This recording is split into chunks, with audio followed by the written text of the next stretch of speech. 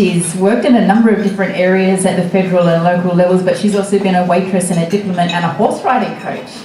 And the the cabinet ministers, chief of staff. So she now holds a portfolio for ACT Minister for Aboriginal and Torres Strait Islander Affairs, and among a suite of portfolios.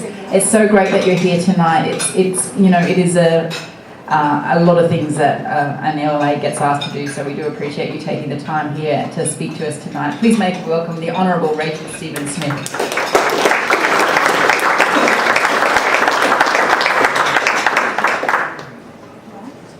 All right. Yeah. Thank you, Joe. And just to be clear, we don't do honourable in the ACT Legislative Assembly, so it's just Rachel. That's fine. And I just also want to acknowledge that we meet on the land of the Ngunnawal people tonight. Pay my respects to elders past, present and future. And again, Richie had to go, but thank him very much for his warm welcome to the country. I am a bit daunted here coming after a panel of such distinguished speakers.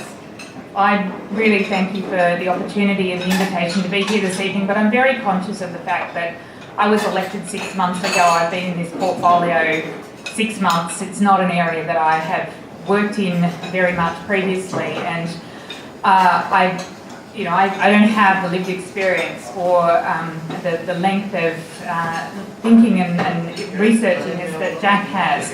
So I don't want to take up too much time, but I just want to add a few, factoids into the picture here. I've got a lot of different speaking notes because I didn't know what everyone coming before me would talk about, so I apologise in advance if it's a little disjointed. But I did want to just talk a little bit about the Aboriginal history of this place, of Canberra. We've heard a bit about it already, but you may be aware there's evidence that Aboriginal people have lived in the Canberra region for at least 25,000 years. And it's important to recognise that, of course, their descendants still live in the region today. Canberra is home to more than 3,500 Aboriginal heritage sites, which indicate the extensive occupation of land by Aboriginal people. And as you know, the ACT government acknowledges the Ngunnawal people as traditional custodians of the Canberra region. But as Richie pointed out, the region was also a significant gathering place for neighbouring clans, including, and I'm going to murder some of these names, so I apologise in advance, including the Ngarigo, Walgaloo, Dantjindara, Yuin and Wiradjuri people. Ceremonies, trading and marriages between people of different clans took place during such gatherings here. And as I said, there are many sites around Canberra, some considered sacred, such as ceremonial or initiation grounds, but the majority of Aboriginal places in our city today are campsites, for example, that relate to everyday activities of life. Significant campsites are located in Pialago and Smokers Gap and Corrin Road, but there's also rock shelters and significant art sites such as Yankee Hat in southern Namaji Park. As you walk around, you might find scarred trees that were used as markers, or the use of the bark for shelter canoes and pullamans. They're found across Canberra, including very close to here on the slopes of Mount Majura. But while there are many sites in the region that are still accessible, many more now lie beneath the city and beneath our artificial lakes. And one of the sad parts of this story, there are many sad parts of our history with Aboriginal and Torres Strait Islander people in this country, but as at the time that the lakes were being planned and the city we know today was being built, Aboriginal people were not welcome in the ACT. Many of the people who lived in this country were forcibly removed and relocated to towns and missions in the surrounding regions such as Yass. At a recent Heritage Festival event in Oaks Estate, and of course some of you will have been to Heritage Festival events, and one of the things we were celebrating and paying a lot of attention to this year was the 1967 referendum. At Oaks Estate we were looking at some of the both natural and Indigenous heritage of the site, and we were told a story about an elder who visited the site near Queanbeyan in the middle of last century for a ceremonial event, and then was refused entry back into the ACT to follow his traditional travelling route back to Yass. And after trying to enter the ACT a number of times and being pushed back, he ended up spending many extra days walking home to Yass as he skirted the territory borders. it's a sad indictment of our formal history, but I think we also need to balance that with the story of what the people of the ACT were like. And I've heard the CEO of the Museum of Australian Democracy tell this story a few times recently. Of course, last week I think was the 90th anniversary of the old Parliament House, and you may have heard this story of the opening of old Parliament House 90 years ago. Two men called Jimmy Clements and John Noble, Wiradjuri men from southern New South Wales, both aged about 80. Each walked about 150 kilometres from the federal to the ACT before the arrival of the Duke and Duchess of York, who formally opened the new Parliament House on the 9th of May 1927. While the media of the day reported that an Aboriginal man had wandered, dishevelled and dusty, into the official opening ceremony, the Wiradjuri and many contemporary Indigenous activists said, and this is going to slightly contradict what Jason said, their actions were part of a calculated protest. The National Archives describes it as possibly the first recorded instance of Aboriginal protest at Parliament House. And of course, Parliament House is now the site, old Parliament House, of the Tent Embassy, an ongoing site of protest and an ongoing site of the claim to recognition of sovereignty of this land, the recognition that sovereignty was never ceded, and that our country was, and always will be Aboriginal land. But back to the present day Aboriginal and Torres Strait Islander people, as others have said, and as Julie commented actually, come from all across our vast continent. Along with those with the traditional connection to the ACT, we have Aboriginal people from everywhere who've made Canberra their home. We have the most diverse First Australian population of any city or region in Australia, and Julie indeed talked about the number of postcodes that Woononga's clients come from, which is a great example of that. Our population is extremely diverse both economically and socially. We have highly skilled and professional Aboriginal and Torres Strait Islander people here, as well as those who we would consider to be highly disadvantaged. As Julie said, Canberra's Aboriginal and Torres Strait Islander communities face a number of challenges in fully participating in the life of our city.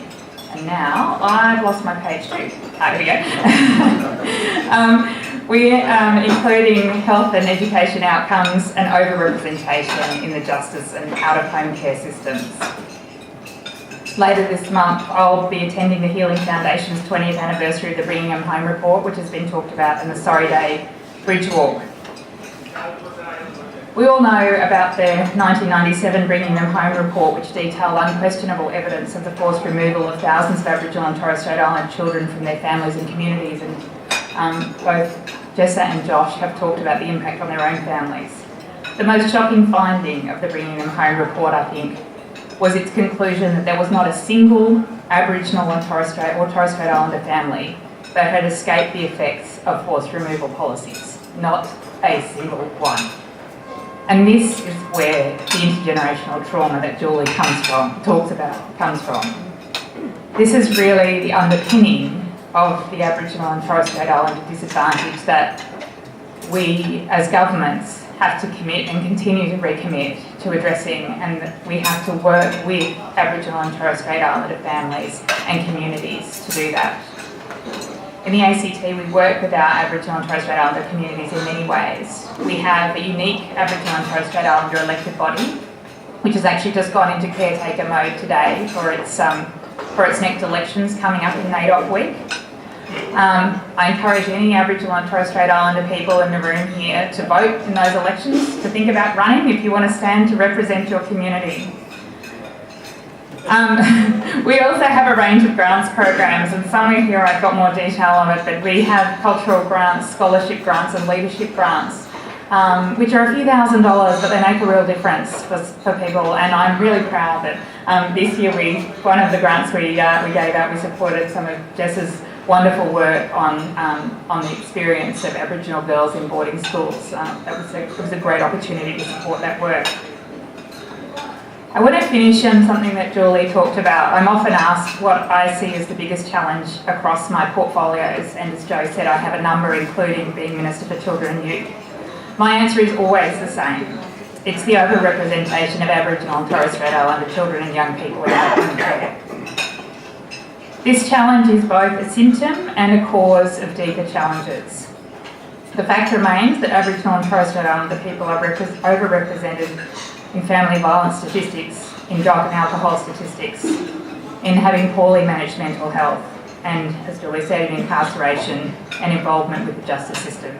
The only way to address these issues is to recognise that the root cause of intergenerational trauma and to work with Aboriginal and Torres Strait Islander families to help them strengthen themselves and connect with the community and to help the community to wrap around those people.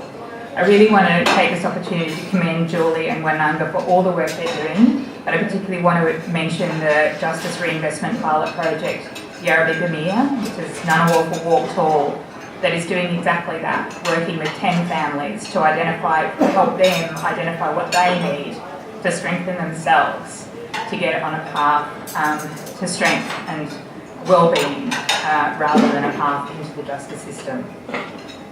Our 5-year out-of-home care strategy, A Step Up for Our Kids, also has a specific focus on early intervention and prevention, and Julie and I were talking quietly before about the case study that she gave earlier, which I think is disturbing for everybody to hear those stories, and there is some significant work going on at the moment to look into the detail of each case of Aboriginal and Torres Strait Islander children that are in our out-of-home care system.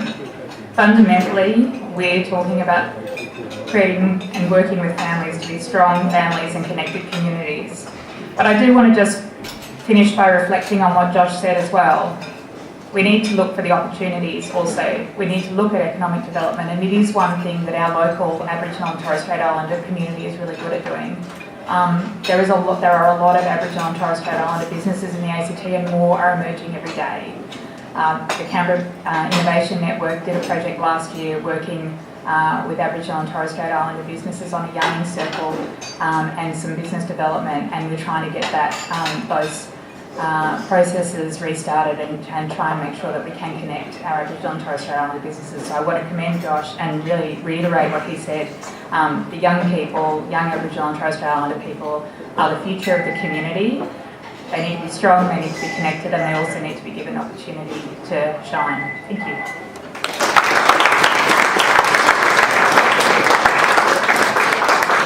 Thank you very much to Rachel Stephen-Smith, our ACT Minister for Aboriginal and Torres Strait Islander Affairs. Now we've got about a